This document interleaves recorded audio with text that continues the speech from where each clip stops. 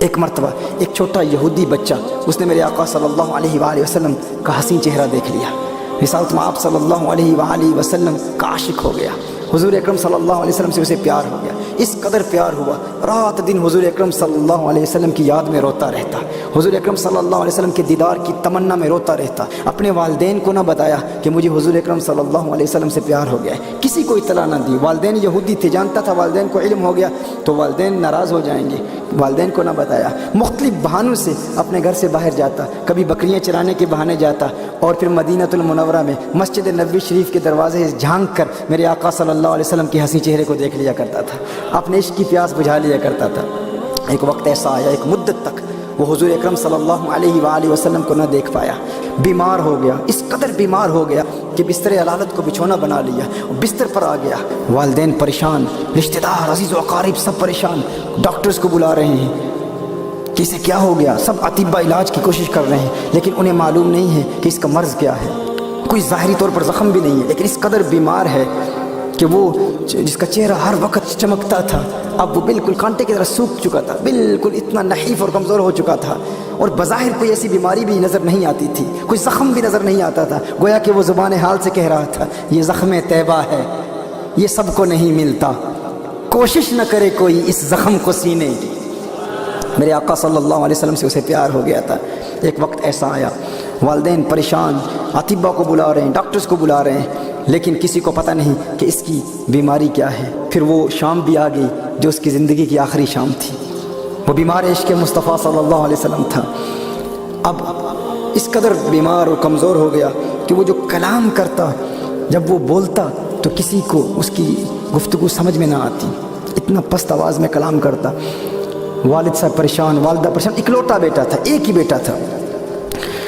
تو بہت ہمت جمع کر کے اس نے اپنے والد کو پکارا اور والد سے کہتا ہے، بڑے پیار سے کہتا ہے والد صاحب دشمن بھی مرنے والے کی آخری خواہش پوری کر دیتے ہیں، میری ایک خواہش ہے، میری ایک تمنا ہے، میری ایک آرزو ہے، آخری خواہش ہے، والد صاحب آپ کی بارگاہ میں عرض کرنا چاہتا ہوں، آپ ناراض تو نہیں ہوں گے نا، میری خواہش پوری کر دیں گے؟ والد صاحب نے کہا میرے بیٹے تو میرا لخت جگر، جگر کا ٹکڑا ہے میرا، تو میری آنکھوں کا تارا ہے، میرے دل کا سہارا ہے، دنیا سے تو جا رہا ہے، یہ کیسے ہو سکتا ہے کہ میں تیری خواہش پوری نہیں کروں گا؟ اس نے کہا میں اپنا دل محمد عربی کو دے بیٹھا ہوں،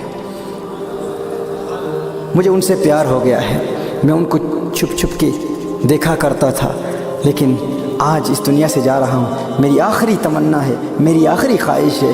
ایک ہی آرزو ہے، ایک مرتبہ زندگی میں آمنہ کے لال کو دیکھنا چاہتا ہوں، ایک مرتبہ انہیں دیکھنا چاہتا ہوں۔ والد ناراض ہو گیا، اس نے کہا تو کیا کہہ رہا ہے، تو اسلام کے پیغمبر محمد سے پیار کرتا ہے، ان سے محبت کرتا ہے؟ اس نے کہا آپ نے وعدہ کیا تھا نا کہ ایک ملاقات ضرور کرائیں گے، میری آخری خواہش پوری کریں گے، آپ نے وعدہ کیا تھا، اب وہ خواہش پوری کر دیں۔ اب والد کیا کرتا، اکلوتا بیٹا، ایک ہی بیٹا، والد نے کہا ٹھیک ہے میں پیغام پہنچاتا ہوں۔ پھر پیغام پہنچایا گیا حضور اکرم صلی اللہ علیہ وسلم کی بارگاہ میں۔ اب ذرا تخیل باندھیں، چشم تصور سے وہ منظر دیکھنے کی کوشش کریں کہ حضور اکرم صلی اللہ علیہ وسلم کی بارگاہ میں پیغام پہنچایا جا رہا ہے۔ اب وہ جو کہتا ہے یہ حضور اکرم صلی اللہ علیہ وسلم علیہ باللہ ہر غیر مسلم سے نفرت کرتے تھے، حضور اکرم صلی اللہ علیہ وسلم کی سیرت کے اس واقعے سے ہمیں یہ سبق ملتا ہے۔ حضور نے فوراً صحابہ سے فرمایا صحابہ اٹھو، ایک یہودی ہے لیکن مجھ سے پیار کرتا ہے، مجھ سے محبت کرتا ہے، آؤ اس کے گھر کی طرف چلیں۔ حضور اکرم صلی اللہ علیہ وسلم اپنے صحابہ کے ساتھ اس یہودی بچے کو دیکھنے کے لیے جاتے ہیں، جب وہاں پہنچتے ہیں تو اب اس کی آنکھیں انتظار دیدار مصطفیٰ میں بند ہو چکی تھی، وہ انتظار کر رہا تھا، ایک عرصے سے انتظار کر رہا تھا۔ والد نے کان میں بڑے پیار سے کہا ہے میرے پیارے، ہے میرے بیٹے، آنکھیں کھول، اب تو آنکھیں کھول، دیکھ تیرا پیار آ گیا ہے، تیرا محبوب آ گیا ہے۔ اور اس نے آنکھیں کھولی، حضور اکرم صلی اللہ علیہ وسلم کا حسین چہرہ دیکھا کہ کہتا ہے محمد صلی اللہ علیہ وسلم میرے پاس نہ کوئی نماز ہے، نہ روزہ ہے، نہ حج ہے، نہ زکوٰۃ ہے، نہ عبادت، نہ تقویٰ، نہ قرآن کی قرات، نہ نوافل، کچھ بھی نہیں ہے، کیا میری نجات بھی ممکن ہے؟ کیا میری نجات بھی ہو سکتی ہے؟ حضور اکرم صلی اللہ علیہ وآلہ وسلم نے ارشاد فرمایا تو کلمہ توحید پڑھ، میں تیری نجات کی ضمانت دیتا ہوں، میں تیری نجات کی ضمانت دیتا ہوں۔ اس نے حضور اکرم صلی اللہ علیہ وسلم کے پاؤں میں گرتے ہوئے کہا کہ میں قبر کی منزل سے لے کر دخول جنت تک آپ کی ضمانت پر کلمہ توحید پڑھتا ہوں، اشہد ان لا الہ الا اللہ واشہد ان محمدا عبدہ ورسولہ۔ اس نے پڑھا، اس کی روح قفس انثوی سے پرواز کر گئی، وہ اس دنیا سے چلا گیا، رخصت ہو گیا۔ والد نے فوراً کہا، ہے محمد، اب اس کی لاش، اس کا جسم، اس کی تجہیز و تکفین کی ذمہ داری اہل اسلام کی ہے۔ اور پھر حضور اکرم صلی اللہ علیہ وآلہ وسلم نے سارا اہتمام کیا۔ جب اس کا جنازہ تیار کیا گیا تو اس کا جنازہ مدینہ المنورہ کی گلیوں میں گھمایا گیا۔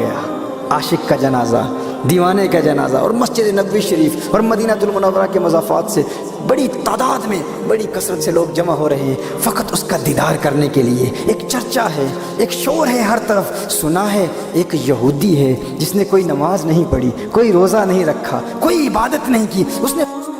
ایک عمل کیا۔ ہم ہمیشہ بتاتے ہیں غوث اعظم کا کتنا تقویٰ ہے، بابا فرید کا کتنا تقویٰ ہے، بہاؤالدین نقشبند کا کتنا تقویٰ ہے، اولیاء کاملین نے کیا کچھ نہیں کیا، ان کے مجاہدے، ان کی ریاضتیں، ہم سب کا تذکرہ کرتے ہیں اور ان سے سبق حاصل کرتے ہیں، ان کے نقش قدم پر چلنے کی کوشش کرتے ہیں، لیکن وہاں پر ایک ہی چرچا ہے، ایک ہی چرچا ہے، سنا ہے ایک یہودی ہے، ایمان کی حالت میں آقا کا اس نے دیدار کیا اور ایسا مقام حاصل کر لیا۔ کیسا مقام؟ بغیر نماز کے غوث اعظم سے بھی بڑا ہے، خواجہ غریب نواز سے بھی بڑا ہے، بابا فرید سے بھی بڑا ہے، بہاؤالدین نقشبند، شہاب الدین سہروردی سے بھی بڑا ہے۔ اس کا عمل کیا تھا؟ فقط ایک عمل تھا، دیدار مصطفیٰ تھا۔